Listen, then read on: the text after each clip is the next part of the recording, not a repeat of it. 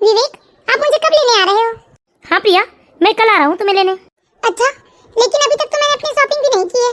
और सुनो प्रिया, 18 तारीख को हमारी टिकट कंफर्म हो गई है सिंगापुर की। ठीक है विवेक, कल आप शाम को आइएगा, जब तक मैं अपनी सारी तैयारी कर लूंगी। अच्छा ठीक है, मैं रखता हूँ, अभी ऑफिस में हूँ। ठीक है। वाह दीदी, क्या बात है, शादी के बाद जिया जी तो सबसे पहले आपको सिंगापुर लेकर जा रहे हैं। हाँ छोटी, हमने तो तेरी जिया जी के साथ पहले ही प्लानिंग कर ली थी, हमारा फर्स्ट ट्रिप विदेश का ही होगा। क्या बात है दीदी। अच्छा चल, तू मेरी मदद करवा दे, मुझे पैकिंग भी तो करनी है। ठीक है दीदी। क्या हुआ प्रिया, कब आ रहे हैं दामाद जी लेने? हाँ मम्मी, कल आ रहे हैं वो, और उसके बाद 18 तारीख को हमें सिंगापुर भी निकलना है। चलो अच्छा है बेटा, खूब एंजॉय करना तुम लोग। हाँ मम्मी, लेकिन अभी तो मुझे तैयारियां करनी है। चल छोटी जल्दी।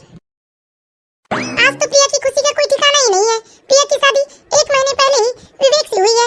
विवेक और प्रिया एक दूसरे को कॉलेज के दिनों से ही पसंद करते थे, और उसके बाद माता पिता की सहमति से दोनों की शादी संपन्न हुई है।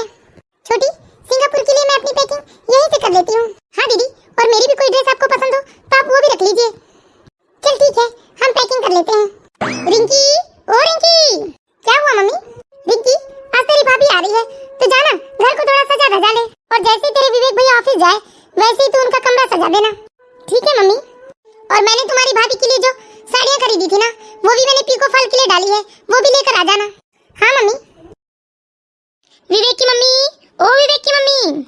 लो, ये शीला आ गई। इसे कहीं से भनक लग गई होगी कि आज मेरी बहू आ रही है, यही जानकारी बटोरने आई होगी। हाँ शीला, आज तो तुझे बड़ी जल्दी फुर्सत मिल गई। अरे नहीं, ऐसे ही बैठी थी खाली पीली, तो सोचा आपसे मिलकर आऊं। वैसे आज विवेक बहू को लेने गया है क्या? हाँ, शाम को लेकर आएगा उसे। देखो विवेक की मम्मी, एक बात कहूँ आपको, बुरा मत मानना। हाँ बोलना शीला। अरे मेरी बेटी मीनाक्षी बता रही थी कि आपकी बहू प्रिया बहुत ही मॉडल ख्यालों वाली है। अच्छा, तुझे कैसे मालूम? बताया ना मैंने, हमारी मीनाक्षी बता रही थी कि प्रिया भाभी तो सोशल मीडिया पर हमेशा एक्टिव रहती है, और इंस्टाग्राम फेसबुक पर हमेशा नई नई अपनी फोटो अपलोड करती रहती है। और फोटो भी ऐसी साधारण नहीं डालती प्रिया, एकदम हीरोइन जैसी दिखती है वो, ऐसे कपड़ों में डालती है फोटो। अब देखो शीला, बात ऐसी है, वो शादी के पहले कैसे रहती थी, क्या पहनती थी, क्या खाती थी, इन सब चीजों से हमें कोई लेना देना नहीं है। लेकिन हाँ, शादी के बाद मेरी बहू संस्कारी जरूर हो जाएगी, और देखना मेरी बहू के सर से पल्ला भी नहीं खिसकेगा। हाँ विवेक की मम्मी, ये बात तो मैं अच्छे से जानती हूँ कि आप अपनी बहू को बिल्कुल ऐसे ही कपड़े नहीं पहनाओगे, हमेशा उसे साड़ी में सर पर पल्लू के साथ देखना चाहोगे, क्योंकि रिंकी तो आपकी ही बेटी है। लेकिन आपने कभी भी अपनी बेटी को जींस टॉप भी पहनने नहीं दिया है, फिर बहू को कैसे पहनने दे सकती हैं? हाँ बिल्कुल, और मेरा बेटा विवेक, वो भी मेरी सारी बात मानता है। अगर मैं किसी चीज के लिए कहूंगी तो वो मुझे कभी पलटकर जवाब नहीं देगा। चलो अच्छा है, आप जैसा सोच रहे हो वैसा ही हो। चलो ठीक है विवेक की मम्मी, जाती हूँ मैं, फिर आऊंगी। ठीक है, मुझे भी बहुत काम है, मैं भी तो देखूं प्रिया के सर से पल्लू खिसकता है या वो बिना पल्लू वाले कपड़े पहनेगी। बस इधर उधर से कुछ पता चला और आ जाती है खून जलाने। इसका बस यही काम है, किसके घर क्या हो रहा है, किसकी बहू क्या कर रही है। अरे मैं विवेक की मम्मी अमूल्य की बातों को लेकर बैठ गई। चलो जल्दी से सारी तैयारियां कर लेती हूँ। पिंकी, खाना बना लिया बेटा तुमने? जी मम्मी। जा बेटा, जाकर तैयार हो जा। विवेक भी प्रिया को लेकर आता ही होगा। कुछ ही देर बाद प्रिया अपने पति के साथ अपने ससुराल आ जाती है। मम्मी जी प्रणाम। और रिंकी, कैसी हो तुम? हाँ भाभी, मैं अच्छी हूँ, आपको यहाँ देखकर मुझे बहुत अच्छा लग रहा है। हाँ रिंकी, मुझे भी। भाभी चलिए आप हाथ मुंह धोकर फ्रेश हो जाइए, मैं आपके लिए खाना लगाती हूँ। हाँ रिंकी, फिर हम सब लोग साथ में बैठकर खाना खाएंगे। तुम जाओ प्रिया, मैं बैग अंदर ले आऊंगा। ठीक है जी। मम्मी क्या हुआ, आप इतने गुस्से में क्यों हो? तुझे मालूम है ना, मुझे बहुओं के सर पर पल्लू ही अच्छा लगता है। अरे बिना पल्लू की बहू बिल्कुल भी शोभनीय नहीं लगती। क्या मम्मी, अब वो जमाना बदल गया है, अरे सास के सामने कौन पल्ला डालता है? हाँ मम्मी, ये तो सरासर गलत बात है ना। देखो मम्मी प्लीज ऐसी कोई बात कहे कि आप प्रिया को हर्ट मत कर देना। हाँ मम्मी, भाभी को समय दीजिए। ठीक है, लेकिन याद रख विवेक, मुझे बहुएं ना मर्यादा में ही अच्छी लगती हैं। ठीक है मम्मी, आपको शिकायत का कोई मौका नहीं मिलेगा। भैया, ये दोनों बैग क्या भाभी के हैं? अरे ये सिर्फ 2 नहीं, ऐसी 2 बैग और गाड़ी में रखे हुए हैं। क्या और 2 बैग हैं? हाँ रिंकी, ये बैग तू कमरे में लेकर जा, मैं और 2 बैग लेकर आता हूँ गाड़ी से। ठीक है भैया। बाप रे, कितना सारा सामान लेकर आई है भाभी तो। मुझे लगता है कुछ तो भाभी मेरे लिए भी लेकर आई होगी, खोल के देख लूं क्या? नहीं, ये तो बहुत गलत बात है, मुझे ऐसे भाभी से पूछे बिना उनका बैग नहीं खोलना चाहिए। मैं ये बैग उठाकर बेड में रख देती हूँ। रिंकी का मन तो बहुत करता है कि वो बैग खोलकर देख ले कि आखिर बैग में क्या है, लेकिन फिर उसे ऐसा करना सही नहीं लगता। तब वो अपनी भाभी का बैग उठाकर बेड में रखना चाहती है, लेकिन तभी उसके हाथ से वो बैग छूट जाता है, और जैसे ही बैग नीचे गिरता है तो बैग खुल जाता है। हे भगवान, ये क्या हो गया मेरे हाथ से? भाभी का बैग तो खुल गया।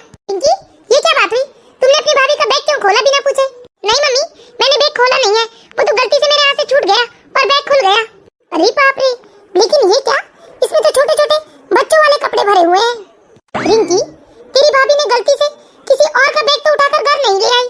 नहीं मम्मी, ये बैग तो भाभी की है, क्योंकि इसमें भाभी का पर्स और ये भाभी के कुछ सामान है जिसे मैं पहचानती हूँ। तो फिर ये छोटे छोटे बच्चों जैसे कपड़े क्या इसने अपने लिए लेकर आई है? अब मुझे समझ में आया, ये सीला बिल्कुल ठीक ही कह रही थी। ये प्रिया की मनमानी इस घर में मैं बिल्कुल नहीं चलने दूंगी। क्या हुआ मम्मी जी, कुछ चाहिए था क्या आप लोगों को?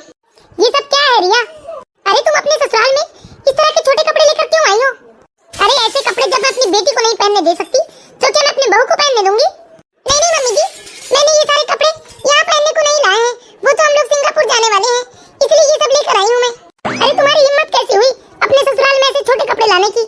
मेरी बात कान खोल कर सुन लो बहू, अब चाहे तुम सिंगापुर जाओ या गंगापुर जाओ, लेकिन तुम्हारे सिर से साड़ी का पल्लू नहीं सिरकना चाहिए। अरे वैसे ही मैं कभी अपने बेटे को इतने दूर जाने की इजाजत नहीं देती हूँ, और मैंने आज तुम दोनों को इजाजत दे दी, इसका मतलब ये नहीं कि तुम लोग बाहर जाकर अपनी मनमानी करो। रिया, मेरी बात को तुम गांठ बांध लो। अगर मुझे किसी ने बताया कि तुमने अपने फेसबुक में, इंस्टाग्राम में और न जाने कौन कौन से ग्राम है तुम्हारे, उसमें उल्टी सीधी फोटो पोस्ट की, तो मुझसे बुरा कोई ना होगा। रिया, तुम शादी के पहले क्या पहनती थी, क्या खाती थी, कहाँ आती जाती थी, इन सब बातों से हमें अब कोई लेना देना नहीं है। मगर अब तुम्हारी शादी हो चुकी है और तुम इस घर की बहू हो, और मैंने हमेशा एक संस्कारी बहू का ही सपना देखा है, इसलिए अगली बार तुम जब मायके जाओ तो ये सूटकेस अपने मायके में छोड़कर आ जाना। मम्मी जी, लेकिन अभी तुम्हें बोलने की इजाजत नहीं है, क्योंकि अभी मेरी बात खत्म नहीं हुई है। वैसे भी शादी के पहले तुमने तो अपने सारे शौक पूरे कर ही लिए होंगे, लेकिन फिर भी तुम्हारा कोई शौक बच गया हो तो वो तुम अपने मायके में पूरा कर लेना। ये इस तरह का बेढंगा नाच मेरे घर में तो मैं बिल्कुल भी बर्दाश्त नहीं कर पाऊंगी। विवेक, समझा देना रिया को। लेकिन माँ, बात क्या हो गई? तू रिया से ही पूछ लेना। ये क्या रिया, ये क्या रायता फैला दिया तुमने पहले ही दिन में? थोड़ा संभल कर काम करना था। क्या बताऊं विवेक जी, मैंने सोचा कि वहाँ जाने के बाद तो शॉपिंग करने का समय नहीं मिलेगा, इसलिए मैं सिंगापुर जाने की सारी शॉपिंग करके इस बैग में तैयार करके ले आई थी। लेकिन रिया, तुम्हें ध्यान से तो रखना था। अब मुझे क्या पता था जी कि रिंकी के हाथ से मेरा बैग गिर जाएगा, और ये बैग भी तो देखो गिरते ही खुल गया। लेकिन मैंने तो तुम्हें पहले ही वार्निंग दी थी ना कि मेरी मम्मी पुराने जमानों की ख्यालात वाली है, वो पुराने जमाने के हिसाब किताब से चलती है। लेकिन मैं अब क्या करूं? कुछ नहीं, भुगतो आराम से बैठकर। क्या विवेक जी, कम से कम आप तो ऐसा व्यवहार मत कीजिए मेरे साथ। अब मैं क्या पहनूंगी वहाँ? मम्मी जी ने तो साफ मना कर दिया है कि मैं साड़ी के अलावा अब कोई भी तरह की ड्रेस नहीं पहन सकती। अरे यार रिया, इतना चिंता करने की जरूरत नहीं है तुम्हें। अरे तुम रास्ते में ही शॉपिंग कर लेना, और कौन सा हमेशा यहाँ रहना है। मेरा ट्रांसफर तो हैदराबाद हो गया है, मैं तो तुम्हें अपने साथ हैदराबाद लेकर जाऊंगा, फिर वहाँ तुम्हारा जो मन करे वो पहन लेना। थैंक यू जी, क्योंकि मैं तो इतने सारे बंधनों में शायद नहीं रह पाऊंगी। मम्मी, भाभी भैया को गए तो पूरे 12 दिन हो गए ना, कब वापस आएंगे भाभी भैया? हाँ रिंकी, कल ही तो आ रहे हैं तेरे भाभी भैया, क्योंकि तेरे भैया को परसों हैदराबाद जाकर ज्वाइनिंग भी लेनी है। हाँ माँ, अब मुझे अच्छा लगेगा घर में, वरना भाभी के बिना तो बहुत बोर लग रहा था। अरे तेरी भाभी इस घर में रही कितने दिन है जो तुझे बोर लग रहा है? रिंकी, तुम मार्केट जाकर कुछ सामान ले आओ, परसों तुम्हारे भैया जाएंगे तो मैं उनके लिए कुछ सूखा नाश्ता तैयार कर दूंगी। जी मम्मी। विवेक और रिया एक दूसरे के साथ घर से 12 दिन बाहर बहुत खुश थे, उन्हें ऐसा लग रहा था जैसे वो अपने सपनों की दुनिया को जी रहे हैं। लेकिन समय का क्या है, वो तो पंख लगाकर उड़ ही जाता है। अब विवेक और रिया के सपनों की दुनिया से अलग होकर उन्हें अपने वास्तविक धरातल पर आना था। और फिर अगले दिन विवेक और रिया वापस अपने घर आ जाते हैं। मम्मी, भैया, भाभी, आ गए आप लोग। मैंने आप लोगों को बहुत मिस किया है। और भाभी, खूब मजा आया होगा ना? हाँ रिंकी।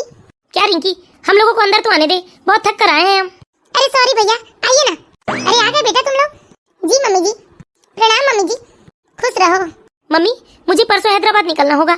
हाँ बेटा, मालूम है मुझे, इसलिए तो मैंने तेरे लिए सारा सूखा नाश्ता तैयार कर दिया है। मम्मी, भाभी फिर से चली जाएंगी? अरे वो काहे को जाएगी, नई नवेली दुल्हन है, अभी वो हम लोगों के साथ रहकर घर के रीति रिवाज सीखेगी। क्यों बेटा, ठीक कह रही हूँ ना मैं? सिखाना चाहिए ना मुझे रिया को घर के रीति रिवाज। हाँ मम्मी, आप जैसा ठीक समझे। चलिए भाभी, चलकर आराम कर लीजिए, हम दोनों यहाँ खूब मस्ती करेंगे। ठीक है रिंकी। क्या मस्ती करेगी? अरे तेरी भाभी घर के काम काज करेगी या तेरे साथ उछल कूद करेगी? और सुन ले रिंकी, अब तेरी भी उम्र उछल कूद की नहीं रह गई। क्यों जी, आप ये कैसे बोल रहे थे कि मैं आपके साथ नहीं जाऊंगी? अरे मैं आपके साथ जाऊंगी, मैं यहाँ नहीं रह सकती मम्मी जी के साथ। अरे रिया, समझने की कोशिश करो, मम्मी का भी तो कहना ठीक है ना। अब उनके भी तो कुछ शौक और अरमान है ना अपनी बहू को लेकर। अभी हमारी शादी नहीं हुई है, तुम नई नवेली दुल्हन हो, अभी यहाँ रहोगी तो मम्मी तुम्हें कुछ रीति रिवाज सिखाएगी, और उसके बाद तो हमें साथ में ही रहना है ना। और रिया, अभी तो मेहमानों का भी आना जाना लगा रहेगा। अरे सब तुमसे मिलने आएंगे, आखिर तुम नई नवेली दुल्हन जो हो। और कुछ ही दिनों की तो बात है, अभी वैसे भी मुझे वहाँ जाकर ज्वाइनिंग लेना है, और फिर रहने का भी क्या मैनेजमेंट है, ये सब देखना होगा ना। ठीक है जी। मैं तो आराम कर रहा हूँ भाई, मुझे बहुत थकान हो रही है। और रिया तुम भी आराम कर लो। बेचारी रिया ना चाहते हुए भी विवेक की बात को मान लेती है और सोचती है कि समय तो बीत ही जाएगा, उसके बाद तो उसे विवेक के ही साथ रहना है। और रिया बस यही सोचते सोचते सो जाती है कि समय तो बीत जाएगा। सफर में थकान की वजह से उसे नींद आ गई और सुबह 8 बज गए, फिर भी उसकी आंख नहीं खुली। तभी शांति देवी जोर जोर से हल्ला करने लगी, रिया रिया! हे भगवान, ये कैसी बहू है? सुबह के 8 बज गए, फिर भी इसे कोई लाज शर्म नहीं है, कुंभकर्ण की तरह अपने कमरे में सो रही है। क्या हुआ मम्मी, सुबह सुबह इतना शोर क्यों मचा रहे हो आप? अरे देख ना, सुबह के 8 बज गए और तेरी भाभी अभी तक सोकर नहीं उठी है। उठ जाएगी माँ, भाभी थक गई होगी सफर में। तू जाकर अपना काम कर। जी जी, क्या क्या हुआ मम्मी जी? अरे रिया, बहुत हो गया सैर सपाटा, अब घर के काम काज सीखोगी भी या कुंभकर्ण की तरह गधे घोड़े बेचकर सोती रहोगी? अरे मेरे तो कर्म ही फूट गए ऐसी बहू पाकर। अरे जिसे ससुराल में रहने का तरीका भी नहीं मालूम, 8-8 बजे तक सोएगी। बताओ, ये संस्कार दिए तुम्हारी माँ ने तुम्हें? तुम्हारी जितनी नींद है ना, उसे तुम अपने मायके में जाकर पूरा कर लेना, लेकिन यहाँ 6 बजे के पहले तुम्हें उठना पड़ेगा। जी मम्मी जी। अरे रुको रिया। जी मम्मी जी। अरे ये गंगा जमुना बहाना बंद करो और ये जो तुमने झंडा झोला पहना है ना, पहले इसे उतारो और साड़ी पहनो। और सुन लो, दोबारा मैं इस तरह के कपड़े में तुम्हें नहीं देखना चाहती हूँ। नहीं मम्मी जी, ये कपड़े पहनकर मैं कभी बाहर नहीं आऊंगी। वो तो मैंने अपने कमरे में पहनने के लिए लेकर आया है, लेकिन आप इतने जोर जोर से चिल्ला रही थी, इसलिए डर के कारण मैं दौड़ कर आ गई। हाँ रिया, मैं तुमसे इसी तरह की समझदारी की उम्मीद करती हूँ, लेकिन दोबारा याद रखना, चाहे कोई कितना भी चीखे चिल्लाए, इस तरह के कपड़े पहनकर तुम अपने कमरे की दहलीज को लांघना मत। जी मम्मी जी। और सुनो रिया, रसोई में जाने से पहले नहा धो लेना, क्योंकि हमारे घर का ये एक नियम है जो सदियों से चला आ रहा है। जी मम्मी जी। ये आजकल के बच्चे, अरे संस्कार का सा नहीं है इन लोगों के अंदर। क्या हुआ रिया, क्यों बुला रही थी मम्मी? क्या जी, पापा जी ने तो यही कहा था हमारी शादी के समय कि हमारे बच्चे भी मॉडर्न जमाने के हैं, पढ़े लिखे हैं, और आपकी बेटी को हमारे घर में कोई भी बंदी से तकलीफ नहीं होगी। हाँ रिया, पापा जी को इन सब चीजों से कोई प्रॉब्लम नहीं है, लेकिन मम्मी थोड़ी रीति रिवाज वाली हैं। अरे तुम इतना टेंशन मत लो, धीरे धीरे देखना सब कुछ ठीक हो जाएगा। ठीक है जी। अच्छा ठीक है, मेरी भी जल्दी से पैकिंग करवा दो, मुझे आज शाम को ही निकलना है। आप बार बार मुझे निकलना है मत बोलिए, मुझे सुनकर और रोना आता है। अच्छा ठीक है बाबा, मैं जाकर आता हूँ तुम्हें लेने। विवेक रिया को फिर आने का वादा करके हैदराबाद चला जाता है, और बेचारी रिया जिसकी अभी नई शादी हुई थी, विवेक के बिना तो उसका मन ही नहीं लगता था घर में। और उससे भी ज्यादा उसकी सास उसे बात बात पर बस रीति रिवाज और संस्कारों की बात सिखाती थी। इन सब बातों को लेकर वो बहुत दुखी रहने लगी थी ससुराल में। अरे रिया, तुमने सब्जियां तो नहीं काटी? नहीं मम्मी जी, बस मैं गोभी काटने ही जा रही थी। हाँ तो सुनो, गोभी रहने दो, आज मसूर की दाल बना लेना और साथ में भटे का भरता। ठीक है, रिंकी और तुम्हारे पापा को बहुत पसंद है मसूर की दाल और भरता। जी मम्मी जी। हे भगवान, मसूर की दाल, ना ही मुझे मसूर की दाल पसंद है और ना ही मैं भटे खाती हूँ, फिर मैं खाना कैसे खा पाऊंगी? अच्छा एक काम करती हूँ, 2-4 टमाटर भून के अपने लिए चटनी ही बना लेती हूँ। इस तरह से रिया घर के बाकी सदस्यों को मसूर की दाल और भरता खिलाती है और बाद में वो खुद 2 रोटी और टमाटर का चटाका लेकर बैठती है खाने। रिया, विवेक का फोन आया था क्या? हाँ मम्मी जी, सुबह बात हुई है मेरी। ये क्या रिया, हमने तो मसूर की दाल और भटे का भरता खाया है। जी मम्मी जी, मुझे मसूर की दाल बिल्कुल अच्छी नहीं लगती और भटे मैं नहीं खाती, इसलिए मैंने अपने लिए टमाटर की सब्जी बनाई है। क्या? इसका मतलब तुमने अपने लिए अलग खाना बना लिया? आज तुमने अपने लिए खाना अलग बना लिया, कल को तुम अपनी रसोई अलग कर लोगी। अरे यही लक्षण सिखाकर भेजे हैं क्या तुम्हारे मायके वालों ने? क्या मम्मी जी, आप कहाँ की बात कहाँ लेकर जा रहे हो? अरे मुझसे नहीं होता मूंग की दाल खाकर, और मैं भटे तो शुरू से ही नहीं खाती, इसलिए मैंने अपने लिए बना लिया टमाटर की सब्जी। इसमें आप मेरी मायके वालों को क्यों कुछ बोल रहे हो? अरे और नहीं तो क्या कहूँ, अगर तुमने अपने लिए अलग सब्जी बना ही ली तो कम से कम सबको थोड़ा थोड़ा दे देती। इस तरह से अकेले सब्जी बनाकर खाना, ये भी कोई संस्कार है? अरे ये भी एक गुण है बहू, जब हम अपनी बनाई हुई कोई भी चीजें सबसे मिल बांट कर खाते हैं तो हमारे अंदर देने की भावना जागृत होती है। लेकिन मैंने ये चटनी सबके खाना खाने के बाद अपने लिए बनाई थी। आज जो हो गया सो हो गया, लेकिन याद रखो आज के बाद इस घर में कोई कभी अपने लिए अलग से बनाकर नहीं खाता। ये इतनी सी चटनी के लिए मम्मी जी ने मुझे कितना कुछ सुना दिया। जब घर के बाकी सदस्य मूंग की दाल और अपनी पसंद का भरता खा रहे थे, तब तो उस वक्त किसी को मेरा ख्याल नहीं आया कि मुझे ये खाने में पसंद है या नहीं। भाभी, अरे क्या हुआ भाभी, आप क्यों परेशान हो? कुछ नहीं रिंकी। अच्छा सुनो भाभी, मैं तो आपको एक खुशखबरी देने आई हूँ। हाँ रिंकी, बताओ।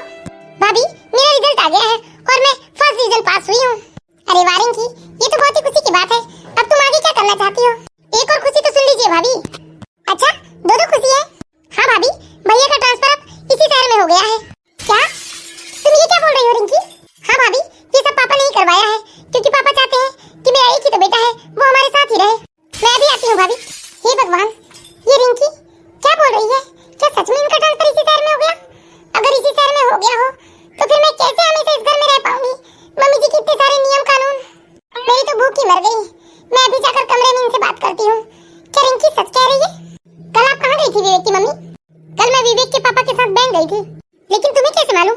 अरे ये कल क्या हुआ, रिया छत पर गई थी शायद कपड़े सुखाने, तो वो बहुत जोर जोर से गाना गा रही थी। तो बिट्टू के पापा मुझसे कहते हैं कि विवेक की मम्मी नहीं है क्या घर में, तभी बहू इतने जोर जोर से गाना गा रही है। वैसे जो भी कहो, रिया की आवाज बहुत मीठी है। ठीक है विवेक की मम्मी, चलती हूँ मैं। अच्छा तू ये गाना गा रही थी, अभी लेती हूँ मैं इसकी खबर। रिया। जी मम्मी जी। क्यों, कल मैं घर पर नहीं थी तब तुम छत में जोर जोर से गाना गा रही थी। अरे तुम्हें गाना गाने का ज्यादा ही शौक है तो अपने मायके में जाकर अपना शौक पूरा कर लेना। लेकिन मम्मी जी मुझे कुछ नहीं सुनना है, आइंदा से इस तरह का बेहुदा हरकत बिल्कुल बर्दाश्त नहीं करूंगी मैं अपने घर में। कोई दूसरा मुझे आकर बताए कि मेरी बहू छत में खड़े होकर जोर जोर से गाना गा रही है। और यहाँ बैठकर टाइम पास मत करो, मेरा बेटा आने वाला है, उसके लिए जाकर कुछ अच्छा सा खाना बना लो। अरे मेरी गलती क्या है, अगर मैंने दो शब्द गुनगुना भी लिया तो इसमें किसी का क्या बिगड़ गया। और दो शब्द गाने से किसकी इज्जत चली जाती है, जो मम्मी जिस तरह मुझे हमेशा यही कहती है कि मैं अपने शौक मायके में जाके पूरे कर लूं। इस घर में दिन ब दिन मैं अपनी खुशियों को मारकर जी रही हूँ, अपनी पसंद का एक काम भी नहीं कर सकती। यहाँ इज्जत ही नहीं है इस घर में मेरी तो। अरे मैं तो इतने दिनों से ये सोचकर अपने मन को बहला लेती थी कि आज नहीं तो कल मैं भी विवेक जी के साथ हैदराबाद जाकर रहने लगूंगी। लेकिन देखो ना, शायद ईश्वर को मेरी ये खुशी भी अच्छी नहीं लगी, जो अब विवेक जी भी यहीं से नौकरी करने वाले हैं। मैं कर भी क्या सकती हूँ, जब विवेक जी खुद अपने माता पिता के साथ रहना चाहते हैं तो शायद यही मेरी तकदीर है कि मैं हमेशा अपनी खुशियों का गला घोट कर जीऊं। तो अब मुझे भी यही मंजूर है, मैं किसी से कोई शिकायत नहीं करूंगी। बेचारी रिया अब तो किसी से कुछ कह भी नहीं सकती थी, उसके पास एक उम्मीद थी कि वो बाहर जाकर विवेक के साथ रहने लगेगी और उसी उम्मीद के सहारे वो खुश रहने की कोशिश करती थी। लेकिन अब तो उसके पास ये उम्मीद भी नहीं है। और इस तरह धीरे धीरे दिन बीतने लगे और लगभग 1 साल बाद रिया की ननद रिंकी के लिए एक बहुत ही बड़े बिजनेसमैन फैमिली से रिश्ता आता है। अरे भाई, ऐसे रिश्ते घर चल के बार बार नहीं आते। इतने बड़े बिजनेसमैन है वो और उनका एक लौता बेटा है, उनके बाद तो बिजनेस उनके बेटे का ही तो होना है ना। इसलिए मेरी बात मानिए आप लोग, इधर उधर की मत सुनिए, कर दीजिए रिंकी की शादी वहाँ। हाँ जी, जीजी बिल्कुल ठीक कह रही है। लेकिन दीदी एक बार हमें रिंकी से तो बात कर लेनी चाहिए। अब उससे क्या बात करना, शादी लायक हो गई है वो। एक बार पूछ ही लेते हैं जीजी। रिंकी, ओ रिंकी बेटा। जी बुआ जी नमस्ते, आप कब आए? हाँ लाडो, खुश रहो, बस अभी अभी तो आई हूँ। अच्छा सुनो बेटा रिंकी, हम तुम्हारी शादी करना चाहते हैं, शहर के एक बहुत बड़े बिजनेसमैन परिवार से तुम्हारे लिए रिश्ता आया है। मम्मी ये आप क्या बोल रहे हो, मुझे इतनी जल्दी शादी नहीं करनी है, अभी तो मेरा ग्रेजुएशन ही हुआ है, अभी तो मुझे MBA करना है। और जब मैं MBA कर लूंगी मम्मी तो मेरी जॉब लग जाएगी। क्या रिंकी, ये तू क्या बोल रही है, तेरा दिमाग तो नहीं फिर गया है? हमने तुझे ये जॉब आपके चक्कर के लिए नहीं पढ़ाया है, हमने तो यही सोचकर तुझे पढ़ा लिखा दिया कि तू पढ़ी लिखी होगी तो किसी अच्छे घर में तेरा रिश्ता हो जाएगा। हाँ रिंकी, हमारे घर की बेटियां ये नौकरी वोकरी के चक्कर में नहीं पड़ती। अब तुम्हारी शादी लायक उम्र हो गई है, चुपचाप शादी कर लो, अपनी गृहस्थी संभालो और दामाद जी कहे तो आगे भी पढ़ाई कर लेना। सच्ची कह रही है तेरी बुआ? अरे तेरी जो भी शौक है तू अपने ससुराल में जाके पूरे कर लेना, अभी तो हमें अपने कर्तव्य से मुक्त होने दे। मम्मी ये आप क्या बोल रहे हो, अगर मैं 4 पैसे कमाऊंगी तो मैं अपने शौक खुद से कर पाऊंगी, मुझे अपने शौक पूरा करने के लिए अपने ससुराल वालों पर निर्भर नहीं रहना पड़ेगा। अरे बहुत पैसे वाला परिवार है वो, तुझे 4 पैसे कमाने की कोई जरूरत नहीं है, तेरे सारे शौक वहाँ पूरे हो जाएंगे। बुआ जी क्या पता वहाँ मेरे शौक पूरे होंगे या नहीं, या बस मुझे चूल्हे की लकड़ी समझकर जलाते ही जाएंगे। पापा आप तो कुछ बोलिए। लेकिन बेटा हमें तेरी शादी की भी तो चिंता है। मम्मी नहीं करना है मुझे शादी। रिंकी ये क्या बोल रही है, कोई माँ से ऐसे बात करता है क्या? भैया आप तो समझदार है, आप तो मम्मी पापा को समझाइए, मैं इतनी जल्दी शादी नहीं करना चाहती। अरे तू चिंता मत कर रिंकी, जहाँ तेरी शादी हो रही है ना वो बहुत बड़ा घर है और बहुत पैसे वाले लोग हैं और वहाँ सारे लोग पढ़े लिखे हैं, तेरी भावनाओं को वहाँ सब लोग जरूर समझेंगे और तुझे MBA करवा देंगे। वाह विवेक जी, आपसे तो मुझे यही उम्मीद थी। अरे कब तक एक बेटी को ससुराल में शौक पूरे करवाओगे और एक बहू को उसके मायके में? मम्मी जी अभी रिंकी की उम्र ही क्या हुई है, क्यों उसे शादी ब्याह के बंधनों में जबरदस्ती बांध रहे हो आप? ससुराल में किसी भी लड़की का कोई शौक पूरा नहीं होता है। अरे मेरे मम्मी पापा ने भी तो यही सोचकर इस परिवार में मेरी शादी करवाई थी ना कि यहाँ सब लोग पढ़े लिखे हैं, अच्छी सोच वाले हैं, मेरे सारे सपने पूरे होंगे। लेकिन क्या हुआ यहाँ मेरे साथ? यही हमारी रिंकी के साथ भी होगा। मैं भी क्या क्या अरमान लेकर इस घर में आई थी, लेकिन क्या हुआ मेरे साथ? अरे मैं अपनी पसंद की सब्जी नहीं खा सकती, अपनी मर्जी के कपड़े नहीं पहन सकते और तो मैं तो अपनी मर्जी से गुनगुना भी नहीं सकती। और रही बात पति की, पति का क्या भरोसा, ये लोग भी बहुत झूठे होते हैं, कमरे में कुछ और बात करते हैं और कमरे के बाहर इनका राज ही बदल जाता है। हाँ बहू, मुझे लग रहा है कि मैंने अपनी पुरानी सोच की वजह से तुम पर कुछ ज्यादा ही पाबंदियां लगा दी है। रिंकी तुम जाकर अपनी पढ़ाई की तैयारी करो बेटा। लेकिन भाभी रिश्ते का क्या होगा, ऐसे रिश्ते बार बार नहीं आते। जीजी मैं होने वाले दामाद जी से बात करूंगी, यदि वो मेरी बेटी को आगे पढ़ाकर उसे नौकरी करवाना चाहेंगे तभी मैं उनसे शादी करवाऊंगी अपनी बेटी से, वरना खुशी खुशी रिश्ता तोड़ दूंगी। जब मेरी बेटी पढ़ लिख कर अपने पैरों में खड़ी हो जाएगी तो खुद चलकर बहुत सारे ऐसे रिश्ते आएंगे उसके पास। और रिया बेटा तुम भी मुझे माफ कर दो, आज के बाद तुम अपनी जिंदगी अपने हिसाब से जी लो। हाँ रिया तुम मुझे भी माफ माफ कर दो, मैं हमेशा से आज्ञाकारी पुत्र बनने के चक्कर में कभी तुम्हारी खुशियों के बारे में नहीं सोच पाया। ये बेहद खुशी की बात है कि एक बेटा आज्ञाकारी है और वो अपने माता पिता का पूरा सम्मान करता है, लेकिन उसे अपने माता पिता के साथ साथ अपनी पत्नी की भी खुशियों का पूरा ध्यान रखना चाहिए।